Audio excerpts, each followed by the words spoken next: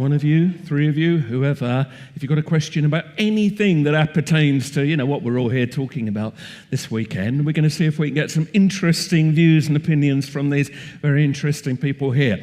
The rules of the game for the panelists are, if they go in on just a little bit too long, they get a bell. Don't need to be insulted by this, but it does mean shut up. All right, but mostly we never use it, and mostly we know. So let me introduce you to the game. I'm just going to do a sweet run. Those of you who were here yesterday will have seen Wendy Stacey doing an amazing presentation about astrology and world events, and she is here today. We'll give them one big clap at the end. That's Wendy. All right, give them a clap now. Yeah, why not then?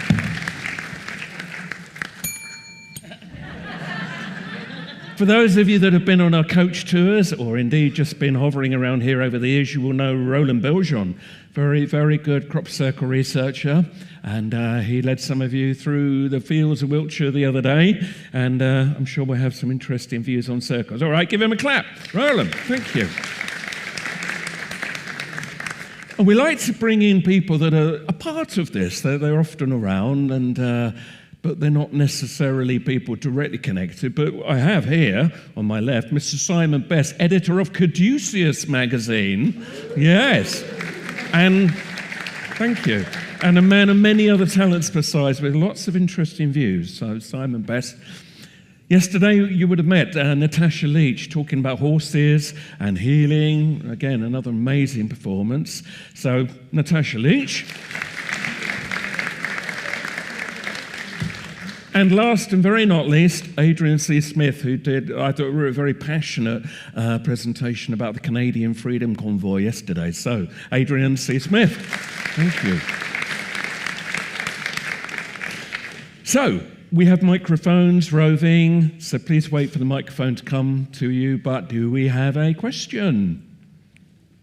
Right, well, that was nice and quick, wasn't it? Oh, no, we have a lady here. Thank you. I'd like to ask the panel, what's to be done about all of this? I mean, we're talking very much about being on the edge of change. In my opinion, we're right in it up to our neck, actually, as Andy said this morning. And you've kind of talked about this, about, the new world, almost in a way that you're accepting that. And there's a kind of parallel with people who, lots of people I know, and they all couldn't get their sleeves up fast enough to get full of those jabs. People just seem to be letting it roll over them. The resistance is completely negligible, in my experience. There's maybe some people here who are different. But what's to be done? What can we do individually, collectively, to try and, resist where everything's going? Who would like to start? You've all gone very quiet. Come on, what are we going to do? Right, Roland, you've got a mic. All right. What I think is that it's important, of course, to have the meetings like these back in the Netherlands and also online for an international crowd. We organize all kinds of lectures on similar topics. Next Wednesday we will have a small gathering with 6 talks in one night. So the thing that we do here in 3 days, we cramp that in one night. But still, that is a place where people, who are like-minded people, can get together. And I think it's important that we at least keep on talking about these topics amongst each other, and then get a bigger crowd in, talk to our neighbors, talk to our friends, not trying to persuade them, but get them to thinking, in a different way about the topics that we discuss here. Mm. Is that a start? Oh, yeah, Simon. Would you like to add to that? There are various webs. Are you hearing me? Yes. Yeah, talk. There's various websites that are well worth logging on to almost daily. One of them is called dailyskeptic.org, if you've heard of it. Anybody heard of it? Yeah. Mm. Well, they cover, I know the editor, and they cover all the misinformation, biased broadcasting, corporation disinformation, but also the positive information out there about how to detox the spike protein, how to treat long COVID, and other also climate issues. And they have a whole archive of information and evidence that never gets into the mainstream media. So logging on to websites like that and others you'll find out there, some American ones like Dr. McCullough. Sorry? Yes, yes. I've not. All right, I'm not. We can't hear you on the mic, so if you can wait for a microphone, if you've got something to say. But if you can repeat that. That and attending, besides conferences like this, I don't know, have any of you been to the Better Way conferences in Bath? Yeah, well, I attended the second one in June, just recently. And there's a whole range of speakers, UK and overseas. And I happened to be able to meet Andrew Bridgen, who was speaking, and who got a huge response. And supporting people like him, who, as you know, the Conservatives threw out of the party for his views. It is getting out there. It's more so perhaps in the States where there are ongoing lawsuits, which don't get covered in the UK, but Fauci is subpoenaed in 2 or 3 of them, and it is getting challenged very strongly. So I think there are positive things happening as compared to about a year or 2 ago when. Wendy, can I ask you, so you were talking about the big changes astrologically. Is there anything that's going to help us, so big dramatic changes? What's going to come out of this that might boost us? I mean, my own personal view on the astrological changes, you will get the good, the bad, the ugly. You get all of it. You do get all of it. It is really up to us to end up balancing that in our own lives, in our children, our parents, our siblings, community lives, that sort of thing. But you will get everything. You can't, there's just not one part of it. It comes with all. But that is good, and it is challenging as well. So, yeah, you can't really avoid that. But you can make changes in your own life, of course, and make your own position. And, within your own community. Yeah, I mean, that's crucial, isn't it? Change begins with all of us, basically. Yeah, absolutely. Would you like to? Yeah, I'd just like to add something, because locally... You speak right. Locally to me, down in the southeast of England, during the COVID times, there was small communities brought together. I'm sure you all heard of Stand in the Parks. You may have been part of them. And there was the Eastbourne Community Cooperative was formed, which I'm part of. And it was so wonderful to get together with like-minded people and be able to support each other, not just with the scare stories, but also with what we can do together to build community, to support each other, to bring healing and new ideas of how we want to move forward in a positive way. And then, as I said in my speech yesterday, for me, it's really start with yourself. Really be the light and the change that you want to be in your world, and affect as much as you can the people around you, because it's the most powerful way that we can make change, is just human to human, in my eyes. So, yeah. Okay. Yeah, Adrian, do you want to add to that? Well, my opinion... If you talk right into it, Adrian. Talk right into it, yes. Okay, there we are. Yes, I think we need to get unplugged. When we think about AI and we look at who's controlling it, that sort of settles the issue, I think. We can't trust them. During the truckers' protest, I had an opportunity to talk to people from Romania. I myself was in Romania shortly before Ceausescu was overthrown. I describe that in my book and the reasons that I was there. But I see a parallel there. And in those Soviet satellite countries, they developed what was known as the parallel structure. In other words, they didn't seek to overthrow the existing order in any meaningful sense. They basically just went about creating their own society. They had their own publishing houses, their own theaters, their own music festivals. The phrase parallel structure was actually from a rock band in, I think it was Czechoslovakia, the Plastic People of the Universe. They became very popular, and they were arrested and vilified in exactly the same way that the truckers were vilified by the Canadian government. And this kind of created a groundswell of let's do our own thing. And eventually, these parallel structures began to take over as the previous regime crumbled. So what's happening, I think, spontaneously is that it's beginning to happen as we speak. People are forming small communities. At home, we have them, they call them pods. We get together frequently. People are getting to know their neighbors in ways that never happened before. And we're finding out, well, who does what? How can we cooperate? And how can we live a human existence, a face-to-face existence with people that we know, instead of this increasingly detached, inhuman interaction. So whatever is the future of AI, I think we have to have a human evolution first before we can be equipped to handle it. Thank you. Right, thank you very much indeed. Thank you for the question.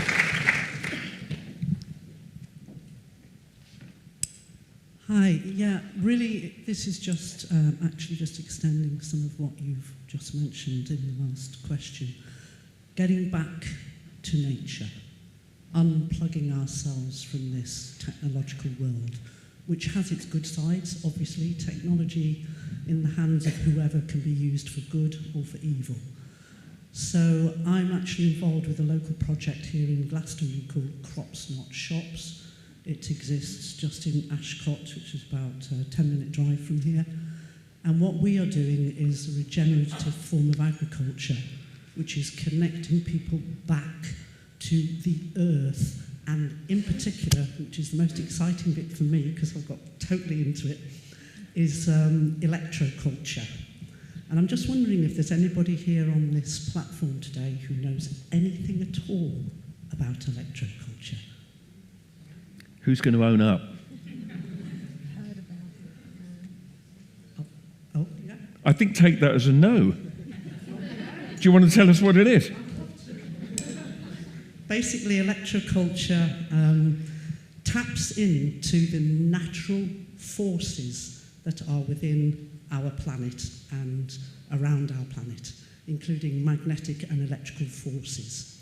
And we can get energy from the ether, which many people think, what the heck's the ether?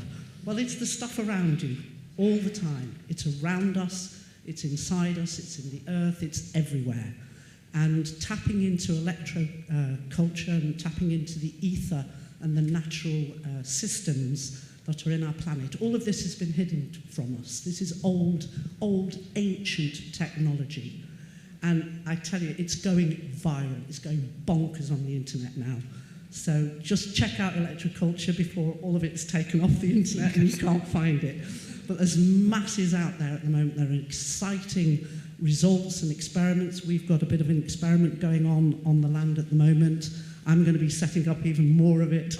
And yeah, just watch this space. Electroculture is the growth way of the future regarding us providing ourselves with food security and feeding the homeless. On our project, it's our aim to give away 2,000 veg boxes this summer alone. And for every box that's sold to a festival or to something that's going on, we then donate the equivalent to the poor, to the homeless, people on low incomes, food banks, and it's just incredible. But the yields that you can achieve through using electroculture are off the scale. Don't believe a word I say, just go check it out for yourselves. You'll be blown away by what's out there. The main person at the moment is a guy called Yannick van Doorn, D-O-O-R-N-E, and his work is extraordinary. As I mentioned earlier that you couldn't hear, there's a gentleman in the States, he calls himself Crow777, that's C-R-R-O-W 777, and he has over 520 podcasts up. And if you subscribe to him, it's a very small amount of money, it's about $5 a month or something. You have access to all of his back stuff.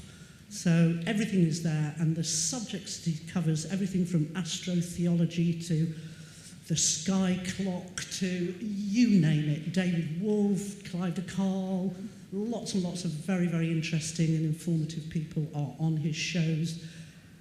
He's extraordinary. I would definitely recommend him for anybody, whether you're a newbie at all of this or whether you are experienced and have been on this road for a long time. So Crow 777, it's about time I got him to give me some money for advertising him. But yeah, just that's a place to start, and there are a couple of really, really good podcasts on electroculture. Thank you. I think Roland wanted to add something there. Thank you. Roland. Yes, there is in the Netherlands we have a farmer, he's called Sjaak Damen. He lives quite close to us, we know him well. He does that also. I didn't catch on to what you said in the beginning, but I now understand that that is exactly what he is doing.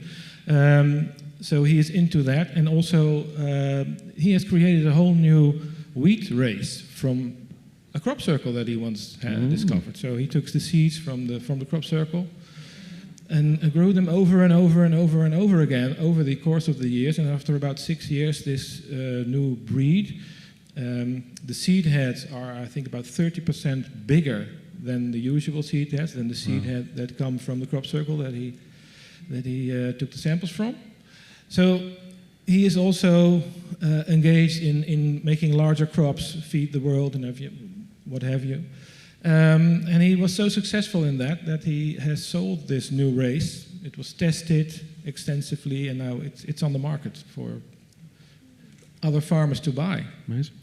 So there's a lot going on in that field. Great. Fantastic. Thank you. Right. Would anybody else like to say something? We have somebody right over the back there. Yes, hello. On Thursday, I participated in a crop circle tour, and we were lucky enough to see a beautiful formation. It had been created just the day before. In the field were some people already, and among them a boy, Luca. It was a beautiful formation. Roland, would you like to comment on something about what we experienced there, or the crop circle? Say something about it to us. Yeah. Thank you. Sure, I would.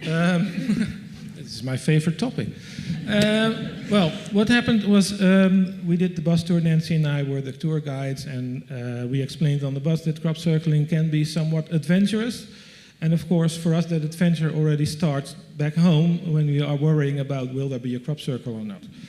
But we had a little help from our lovely Diana over there that had manifested a crop circle for us, because the night before we actually went on the tour, she gave me a message. Well, there is exactly now, 8 o'clock in the evening, a new crop circle that we can go to. The only thing was, of course, the question, will the farmer let us in?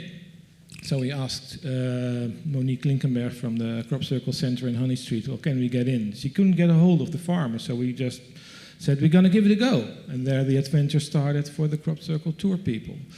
But we could go in. It was a very nice shape. You can find it on cropcircleconnector.com. There are the pictures. It's at a place called Heatherden. It's on the border of Wiltshire and Hampshire. And when we got to the field, we could access it very easily. There was no angry farmer. We could go in.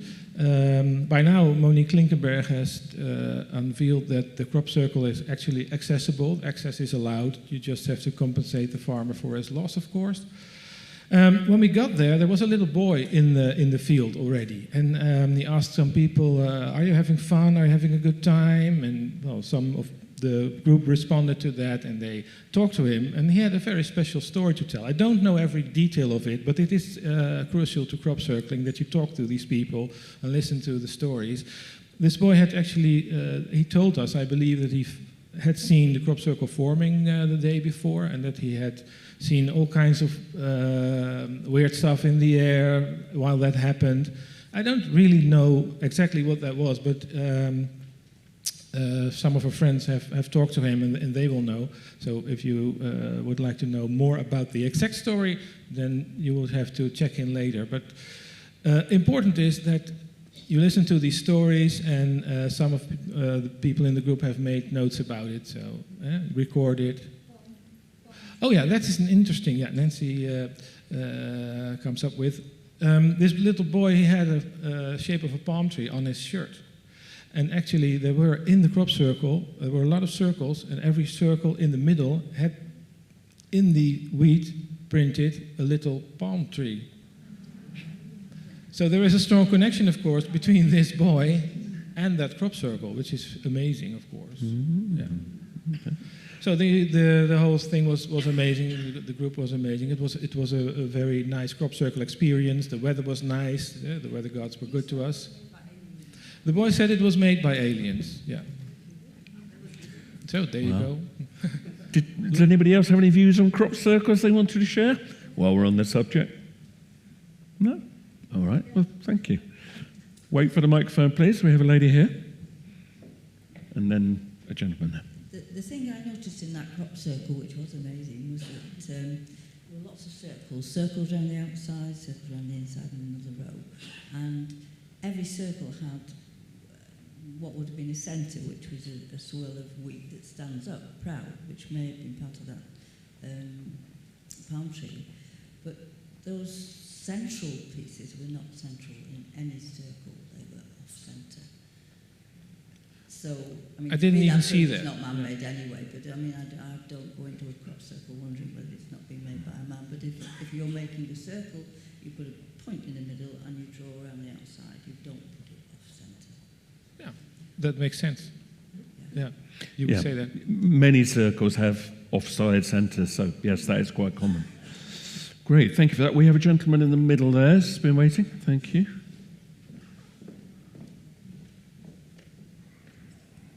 All right, hello. First of all, I was in the crop circle too, and my friend pointed out that there was 3 circles of 9. So it was 9 on the inside, 9 circles on the middle, 9 circles on the outside. Very beautiful numbers. And I follow this channel on Instagram called, it's like Pleiadian, but it's like in Spanish, like a Mexican Pleiadian channel. And they did this whole download on how it was the blueprints for a Pleiadian Galactic Federation craft. And they had a whole write-up on that on there because the geometry was so intricate. And so just wanted to mention that. And the other thing I want to comment on, or make a comment and then see if any of you guys want to speak about it. I don't know if you are aware, but if anybody in here is aware, around 3 days ago, there was the UAP UFO hearing in the US, right? And we live streamed it to our channel, did a commentary on it. And so obviously, like if you guys have been following the UFO disclosure, 2016, they went from ridiculing UFOs to making it mainstream. Hillary Clinton went on the Jimmy Kimmel show. That was the rebranding of UFOs to UAPs to get away from how they spent decades ridiculing this to now trying to get behind the subject in order to drip disclose the truth because it was coming out anyway. And it was just about UFOs, just about the nuts and bolts for so long. And then all of a sudden, we have 6 weeks ago, David Grush coming out and saying there's a decades-old UFO crash retrieval program where they also have extraterrestrial bodies and 12 crashes. And we also hear that a mainstream aerospace company is attempting to get rid of their UFO they've had for 70 years because they're afraid of criminal prosecution for the technology that they've hidden from us. And then fast forward 3 days ago, they're talking about this stuff in Congress. All the Congress members go around, and the most mind-blowing thing, and getting into the spiritual stuff now, the question, was the fact that they said, why don't you call them extraterrestrials, right? And he goes, I prefer to call them non-human origin because we don't know where they're from, and because the evidence suggests they're interdimensional. So the Congress members are talking about interdimensionality. How do they travel here, right? And holographic projections of higher consciousness was the answer, okay? And now there's all these videos going viral on what that means because these people are nuts and bolts mainstream. They're not in the spiritual world, right? So it's just getting to a level where I feel everybody going to be born, like starting in a year or two, is going to know we're not alone. That's like the next foundation of our existence. So, you know, this is the first time I've come in the room because I've been at my stall for the last couple of days. So I'm not sure what you guys will speak on, but I'd love for you to speak about what this means in the post-disclosure world, what we can expect in a world where we have interaction and communication with ETs, or if there's anything that you can share on that. I believe you share a bit about astrology, so how does that connect to this new world that we're stepping into? Thank you. Right, UFOs, UAPs. I think some views. tomorrow Bart will be talking about that, of course. He'll be talking about probably this, what we call the false flag, alien invasion. I don't really. So I know that the crop circles and the aliens are closely connected.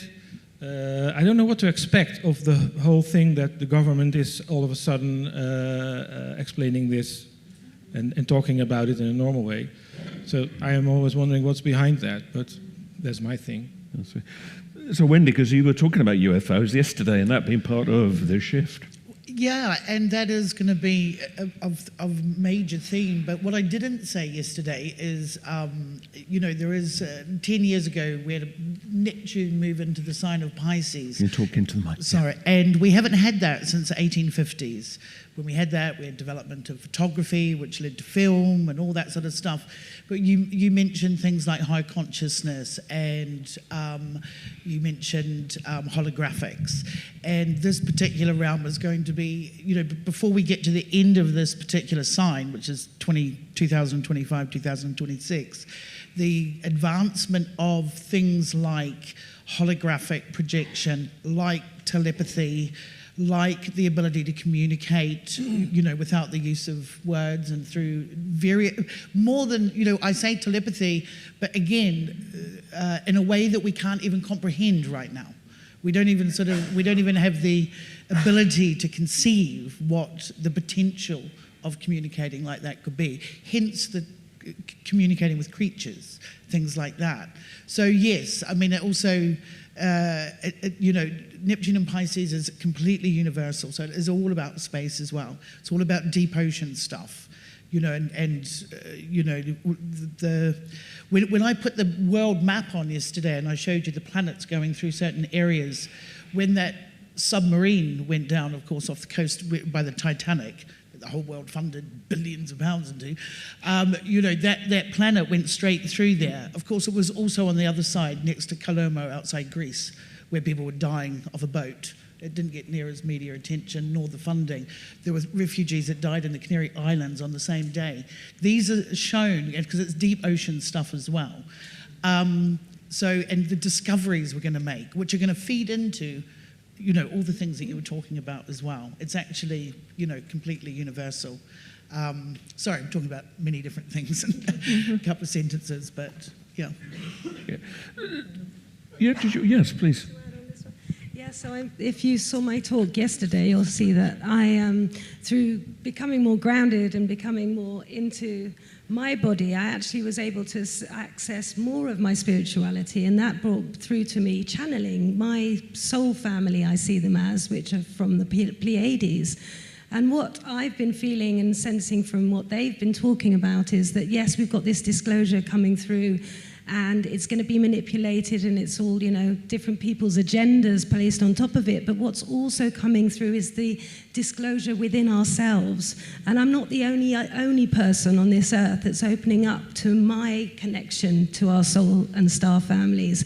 I think that's going to happen more and more, and it's going to help us to have clarity and our own discernment about the information we're receiving, because we'll also receive our own personal connection and our own personal information that will keep it true and keep it available to everybody in a way that is not manipulated by those with the power. So, yeah, just want to add that. Very good point. Did you want to say something? I'll just say a word about, I think is it the Crabtree alien? Crabwood alien. Crabwood alien, yes. I thought it was a wonderful message. We oppose deception, something about there's still time, but perhaps pain in the intervening period. Yes, we were talking about the possibility of deception. Jacques Vallée wrote a book called Messengers of Deception. He's one of the most prolific of the UFO researchers. He's been doing it for 50 years. He doesn't come to any firm conclusion at the end of it. There's different hypotheses. There's the extraterrestrial hypothesis. There's the interdimensional hypothesis. He wrote a book called Passport to Magonia, where he theorizes that it has something to do with mythology. Going back to his messengers of deception, he joined temporarily one of the UFO cults, the Order of Melchizedek. And he became like an observer participant in the group to find out what they thought, what they believed. He made a summary of the group's conclusions or beliefs, which were a little bit disturbing, because they came to the conclusion that we should surrender to a world government. So we can see how these phenomena, which are real phenomena and a real mystery to be solved, can be hijacked, co-opted, manipulated. And an interesting, on the subject of synchronicity, a taxi drove him to the Order of Melchizedek meeting in Los Angeles. The taxi driver asked him if he would like a receipt. He said yes. And he looked at the receipt and it had Melchizedek written on it.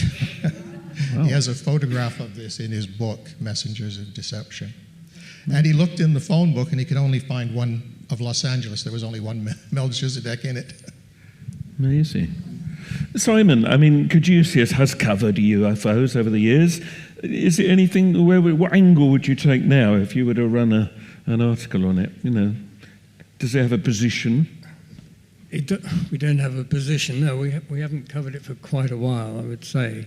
But maybe it's time. Maybe it's time. But if you if you look on the Quest TV series, they've covered various investigations where they find, strangely, in the States, a lot of the experiences are along the 37th parallel, which also happen to coincide with a lot of military bases. And one of the theories is that they will orchestrate it to the degree that they will say, you know, we are about to be invaded and we need, as you say, a one world government, and this is why you must all bow down to Klaus Schwab and all the rest of them. That's one of the agendas. One of the other interesting films was they went back to the findings back in 1947, where they found the crash craft. Roswell, yeah. And they had the interviews of all the people who witnessed it. And then they actually applied AI to their statements in terms of analyzing their facial expression, the intonation, inflection, to see whether they were lying or not. And they did come to the conclusion that they were telling the truth, and that these craft had crashed and they had got aliens or extraterrestrials at, you know, Area 51 and all the rest of the underground places, and that they had and were doing experiments on them. I remember one of the things was they had 4 fingers and no thumb in these, and they had eyewitness people who had actually been there when they were doing the surgery on them, which is fairly amazing. So it's just open to a whole, you know, spectrum of interpretation as to what you think. I mean, for what it's worth, briefly, something is going on. And like you were saying there, the fact that Congress is talking about this kind of thing is almost beyond belief. They would have, anyone that said that 10 years ago would have got laughed at. And we're probably dealing with half-truths, and this is a problem. There's something going on. But yeah, almost certainly, we can be sure that the very authorities that generally lie about everything are going to manipulate this, as you're saying, to their advantage. So if a big disclosure announcement is eventually made, are we going to believe it? Or do we believe a bit of it? And we're going to have to really look deeply inside ourselves to see what we think, because it's going to be really hard to know the truth. And that's getting to be the case with everything. Anyway, thank you for the question. We have a lady here, Deirdre. Thank you for that question about the UFOs, because it's something that I've been looking at the last few years, obviously through crop circles and that wonderful Crabwood message about beware of gifts and be deception. Beware the bearers of false gifts. There we are. There we are. And their broken promises. That's right. And do you remember, and what's really interesting, Andy, you and I, Karen, Francine, Derica, I think Steve, were all in the centre of that disc. We all arrived. Can I just briefly give context? This was a formation in 2002 that looked like an alien holding a disc of what turned out to be a binary code, which is where we get the message that we're quoting. Just to give you context, yes. I thought it was really interesting because at the time there were sort of factions in the crop circle community, and there were the 3 conferences going on, and the 3 factions were all there in the centre of that disc, which I thought was very significant, synchronistic. And anyway, one of my friends got very into the greys, and was really attracted to that picture. And I, after several years, realised I felt that the warning was about the deception in the UFO community, and about the greys, the deception. And there's a load of stuff about what happened at the Pentagon in the 1950s, the Majestic 12, and all of that. It's all on the internet anyway. It's really interesting. But one of the things that resonates with what everybody's been saying on stage, and I've heard, and it sort of resonates with me, that these technologies that and the information about the ETs that we're on the brink of connecting with, the human race is through our not only DNA to operate the crafts and everything, is actually consciousness. And those in power, who know about it all and are trying to suppress it, don't have the consciousness, because they have the consciousness of service to self, fourth dimensional stuff, psychic stuff, but it's not spiritual. And for us to evolve, we've got to step up to that, and then we can connect with it. And so there's one, I follow Dr. Michael Salla quite a lot on the internet, and he has somebody called JP. There are various super soldiers now who are speaking up about their experiences and being used because of their DNA to go to these craft and all of that sort of thing. But it's about a consciousness. And so we are, there is a safety net, is what I'm saying. So the good stuff cannot be manipulated against us. We've actually got to grow into it. So I'm just saying that for what it's worth. Yeah, good observation. Yeah. Thank you. Because, that's what the crop circles have been doing to us. We've been opening us, growing us, and da-da-da. That's why we're all here. And it's all very well having the knowledge and all of that. That's not the key. It's not the key. Can I add something to that? Because now we're talking about crap, I wouldn't want to bring it up, but we talked about this on the coach tour as well. We were there back then. But what the message talks about bearers of false gifts, and I think the whole message that was in there that talks about the time that we live in now, because these false gifts, it started a couple of years ago with this pandemic, and then we all had to take a shot to be well again, allegedly. And then that is one of the false gifts. And now we're talking about this artificial intelligence. I think that is also a false gift if you look at it. I mean, some people will regard it as a very good thing because it aids them in everything that they do, but it may lead to some bad stuff as well. So that's all the bearers of false gifts. And I think it's amazing that in the crop circle that was there 20 years ago, it was in 2002, so 21 years ago, that there was already talk of what would happen 20 years on. I would just like to add also, don't forget the line in that message, which was, much pain but still time, believe. Remember that. Conduit closing is the very last bit. So there we are. Maybe the conduit is closing, but hopefully opening something else. Okay, let's have another question. A lady here. Wait for the mic. It will come your way.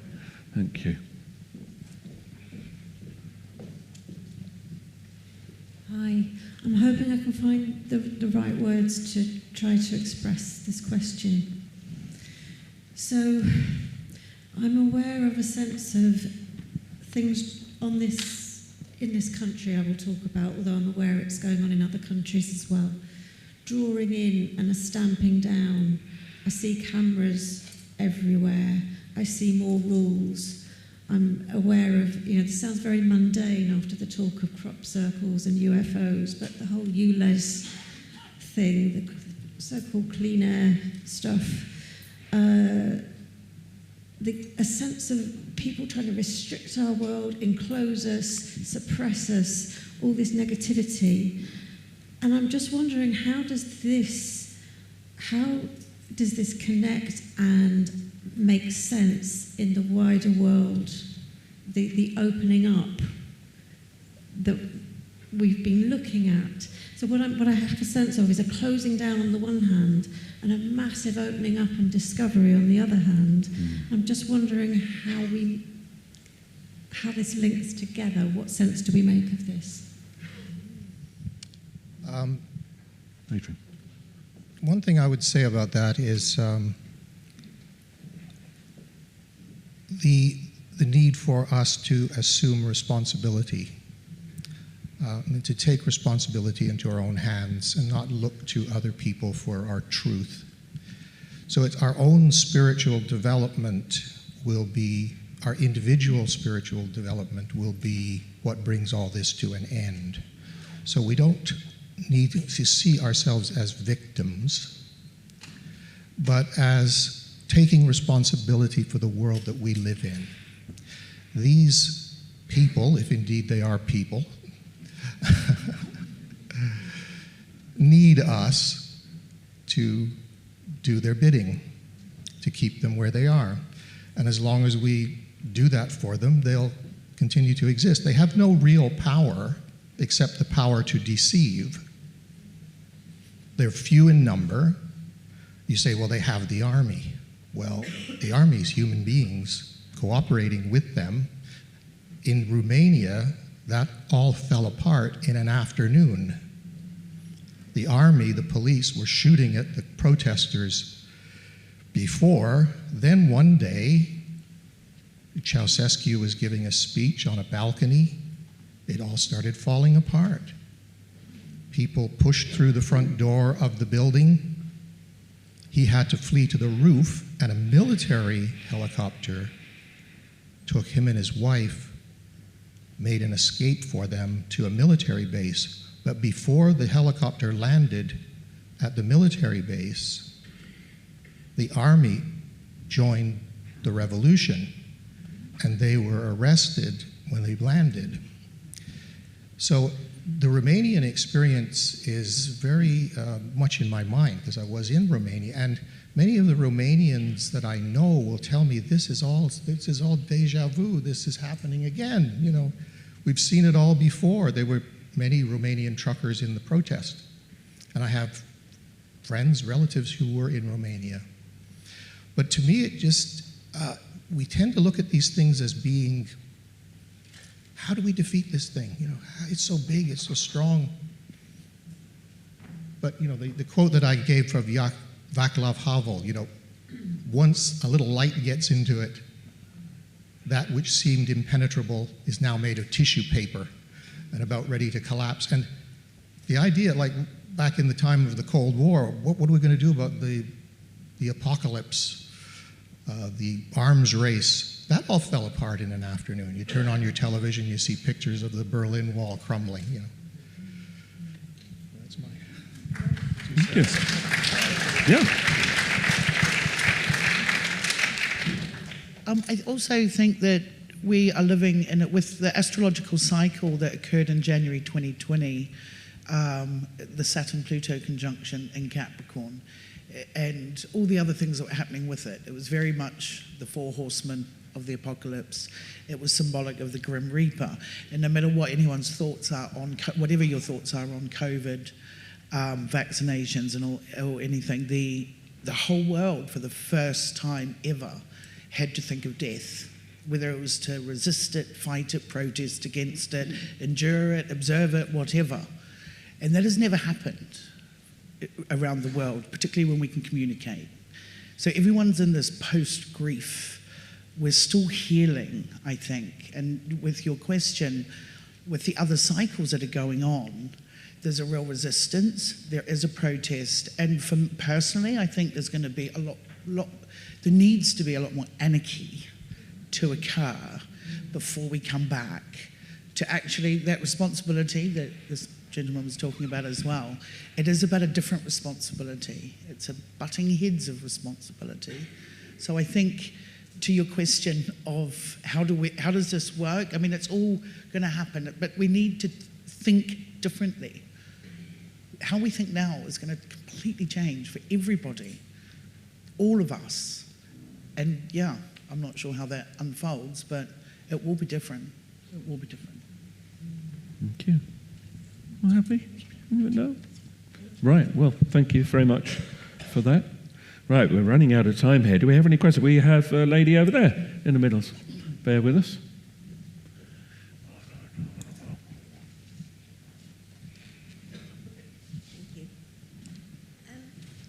We're supposed to be evolving now, and looking at it from a spiritual point of view, as more light is coming into the planet, the darkness is rising to fight off the light. And somebody gave me an analogy like a saucepan of soup, say, and it's boiling over. And it's boiling over, and as it boils over, the goodness at the bottom will remain, and the scum on the top will go. But it is the light coming, and we've all got to hang on to that light and be positive and enjoy our lives. It's really important, and not let it get to us, really. Okay. Thank you. Thank you very much.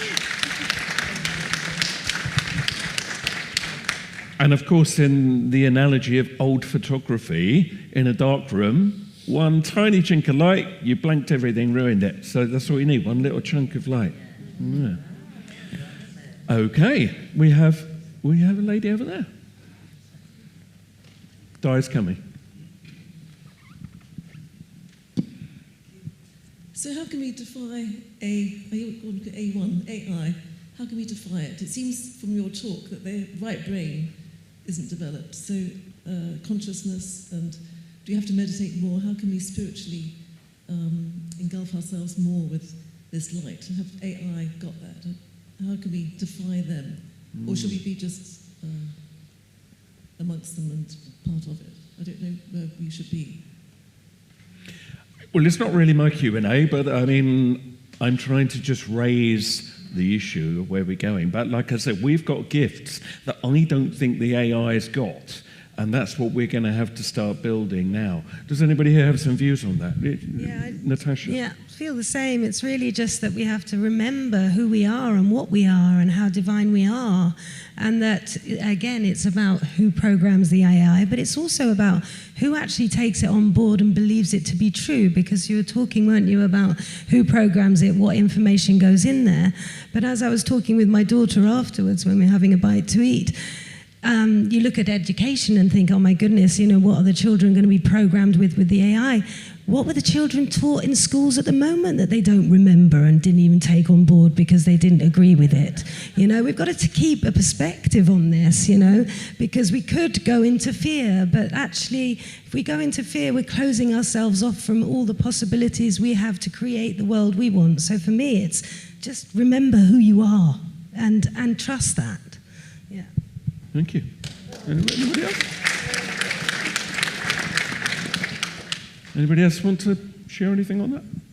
Yeah, Adrian? I think the AI resembles a Trojan horse. It's something that is fascinating to us and a wonder, a thing of wonder.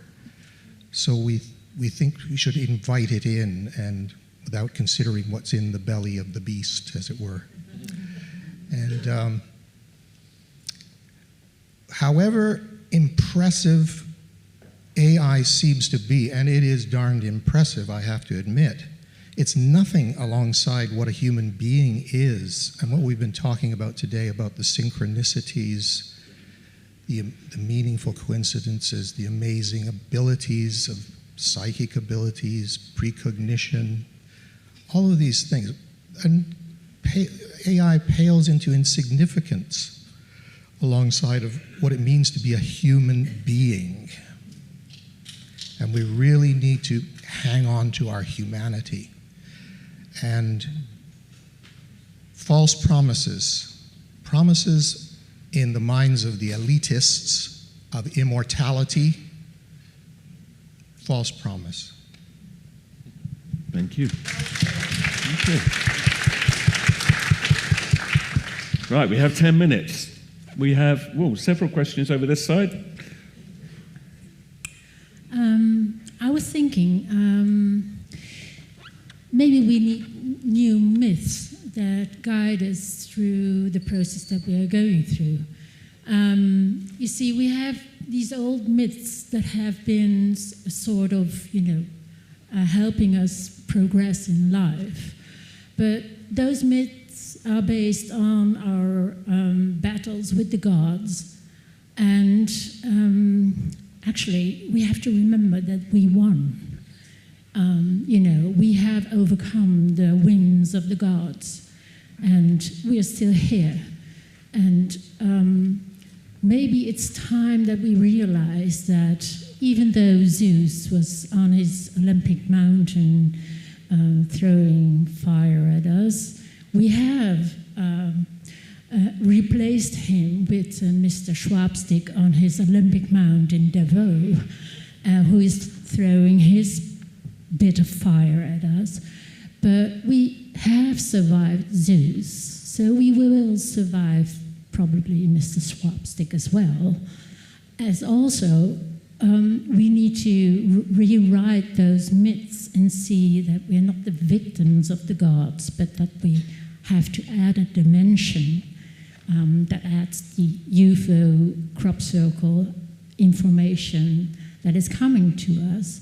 We never added that to our myths, and I think it's time to add a dimension to new myths that we are writing as we are right now, and maybe that is generating a new perspective of where to go. Let's rewrite our myths, and especially the players in those myths, in the roles that they play. Yeah. And Thank you very much. Yeah.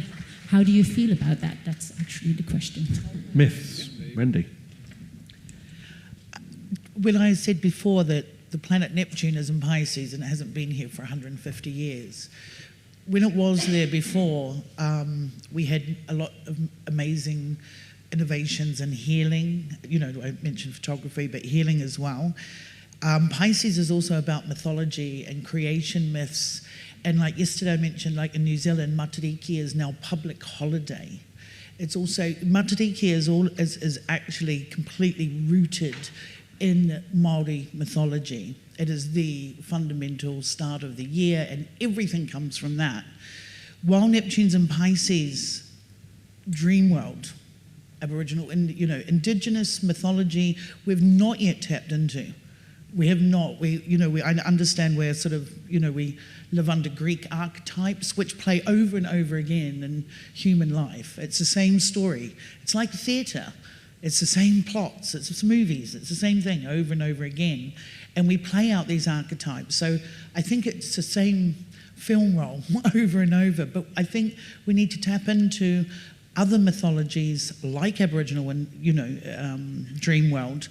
The Aboriginal, paintings and caves have the moons of Jupiter before we can't even see with the naked eye. Australian Aboriginals believe that they've travelled, outer world, of course. So we have a lot to tap into, and now it's just ripe for that, astrologically, and I think we'll see more of it. Well, let's hope so. Thank you. Okay. Unbelievably, we've got 4 minutes. So I'm going to just do the usual thing. We'll start at the end and sweep round. Some final thoughts, right? Send us out this room for lunchtime, right? With some positive thoughts. Where are we going? Anything, any pearl of wisdom? I come back. We have 4 minutes. Very good. I'm a long-winded guy. I come back to, perhaps just reiterating what I said earlier about an assumption of responsibility. The title of my blog site is Autonomy Now. That's my big thing. Becoming an autonomous, self-reliant, and not looking to other people for your truth. Not giving away our power. It seems to be our problem. And this is what they capitalize upon. We're always looking to give away our responsibility. But now communities are coming together and creating their own, taking responsibility for their own economy. Who does what? Carpenter, plumber. And creating, I'm very interested in the creation of community currencies. There were 3,000 community currencies created during the Great Depression. They're extant in the world today. My next project is to figure out the nitty-gritty of how they work. But whole houses have been built with just community-created currency, given that the ultimate power is going to be in the banking sector, freezing bank accounts. That's going nuclear. That's what Trudeau did. He went nuclear with that. So coming together, personal autonomy, community autonomy, unplug, and celebrate our humanity. Thank you. I'd almost say ditto. Yeah, yeah, totally agree. For me, yeah, it's really grounding ourselves into our bodies, into this space now, so that we're connected to this earth, but we're really connected to our cosmic family and to our divinity in ourselves. Yourself matters, and you can find your own discernment. You can find your own way forward. Trust yourself and speak your truth. Yeah. Brilliant. Thank you very much. Simon. I'd like to share this book with you all. I've just received it from the States. 2 American, very brave Californian doctors. I've also got a new book on vitamin D by 2 British doctors, which I can show anybody who's interested. Again, think positive. Thank you very much. Think positive. Thank you very much. Very briefly. All right. Well, I think we are the people, and we have the choice to comply or not comply. We have the choice to use the artificial intelligence or not. You can choose to make your leaflets using artificial intelligence or just design them yourselves. You can make the choice to use cash money instead of card money, and in that way not to be cut off from the economics. I think Nina said it well. We have already won some of these wars with the gods. I think we can win this one as long as we make the right choices ourselves. So start with yourself, and then the rest of the world will follow. Thank you. One more thing. I hope to see some of you at the Night of Crop Circling coming Wednesday, August the 2nd. And finally, Wendy, last words. Well, I think it's, if we really cared what people think, none of us would be here today. So my final words really is buckle up. It's going to be an interesting ride. Don't fear it. Enjoy it. Be authentic. Be honest. Heal yourself and the planet. Thank you. Brilliant. Thank you very much. And a massive round of applause, please, for everybody here. Thank you very much. Thank you.